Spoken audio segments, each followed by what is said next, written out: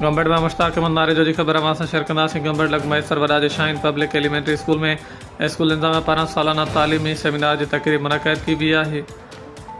एडसीशन जज मेहमान ख़ास तौर पर शिरकत की है।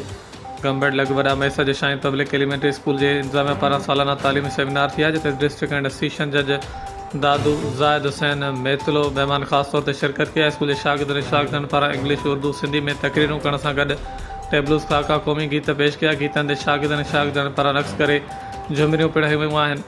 मेज़बान प्रिंसिपल एडवोकेट गुलज़ार अहमद मैसर पारां तकरीब में आयल महिमाननि खे सिंधी सूखड़ी अजरकनि ऐं टोपियुनि जा तोहफ़ा पेश कया। तकरीब में तालीमी माहिर उस्ताद मोहम्मद इसाक़ चांडी, उस्ताद महमूद अहमद मैसर, वकील न्यास मेतलो, डॉक्टर अब्दुल हाद मैसर, अब्दुल रशीद मेतलो, यूसी लाल बख्श कांदुड़ जो चेयरमैन ज़हूर अहमद मेतलो, सीनियर साफ़ी ज़ाहिद मेतलो, सीनियर साफ़ी ख्वाजा बदरुद्दीन ज़हीर अहमद, नादिर हुसैन नारे जो सरफराज अली मेतलो ऐं ॿियनि इलाइक़े जे सियासी समाजी अॻुवाननि जी शिरकत रही है।